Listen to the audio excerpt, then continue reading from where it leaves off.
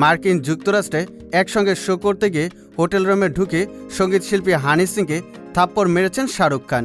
এই শিরোনামে ভারতীয় কিছু সংবাদ মাধ্যমে বছর কয়েক আগে খবর বেরিয়েছিল।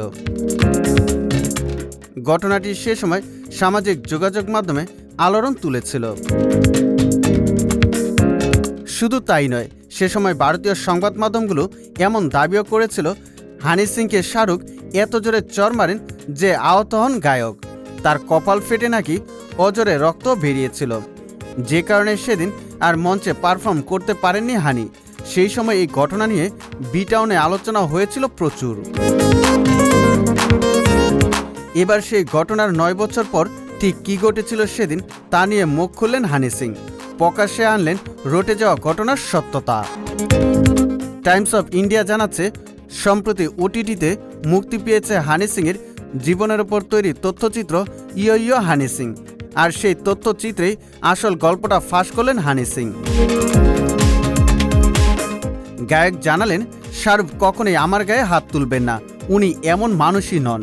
আমাকে খুবই ভালোবাসেন কিং খান, আমাদের মধ্যে দাদা ভাইয়ের সম্পর্ক, তাই শাহরুখ আমাকে মেরেছে সেটা একেবারেই মিথ্যে।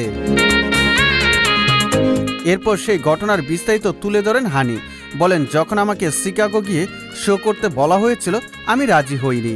আমার মনে হয়েছিল ওই শোতে গেলে আমি আর ফিরবো না, আমাকে মেরে ফেলা হবে, কিন্তু সবাই আমাকে জোর করছিল।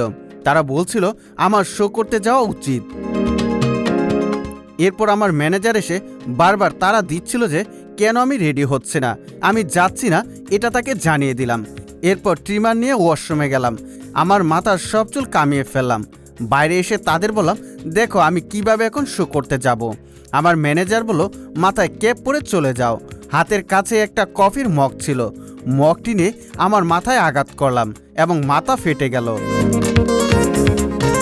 তথ্যচিত্রটিতে হানি সিংয়ের এই বক্তব্যকে সমর্থন করেছেন তার বোনও। তিনি জানান, এই ঘটনার পরই মাথায় রক্ত নিয়ে ফোন করে হানি। আমরা তো খুবই ভয় পেয়ে গিয়েছিলাম, এর নেপথ্যে শাহরুখের কোনো দোষ নেই।